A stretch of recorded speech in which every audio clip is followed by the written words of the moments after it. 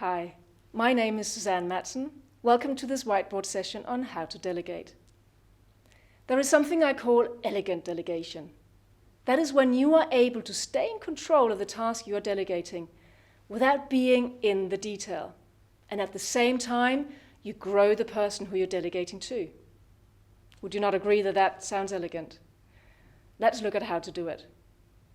Firstly, the task you are delegating must challenge, stretch, and motivate the person you're delegating to. Otherwise, there is nothing in it for the person you're delegating to. Also, you must think through the job thoroughly before you delegate it. There is nothing worse than being too vague and saying, yes, I want you to do something like that, you'll figure it out. Then the person has no chance of knowing what is expected. In fact, the next one is really important. You must agree what to delegate, not how to get it done. What's really important is that you agree with the other person how you are going to measure what good looks like. Said another way, you must agree the acceptance criteria. When you come back to me, having finished the task, how are we going to judge that it is good enough? That's what I mean by agreeing what needs to get done.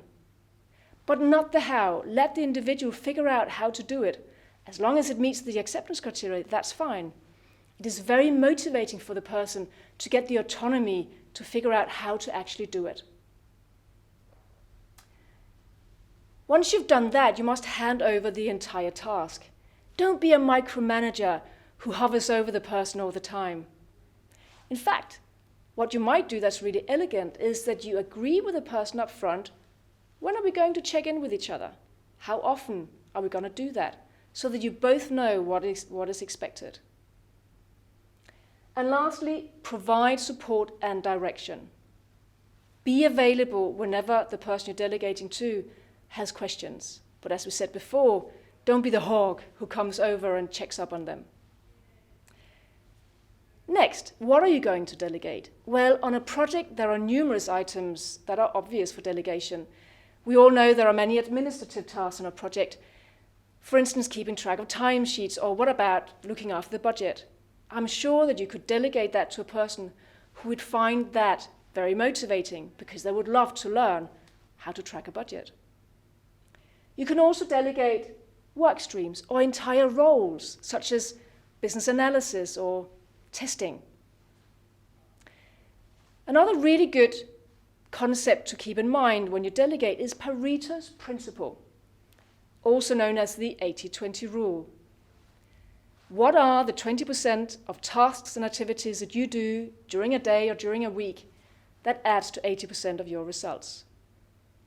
The 20% of activities you should not be delegating because that's your sweet spot. That's what you do really, really well.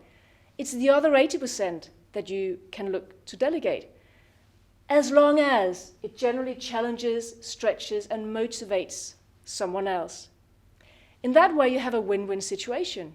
You delegate something, it frees you up to look after something else, and it is motivating for the other person because it is an area they would generally like to get better at and learn about. Thank you for watching. Please visit us again at projectmanager.com.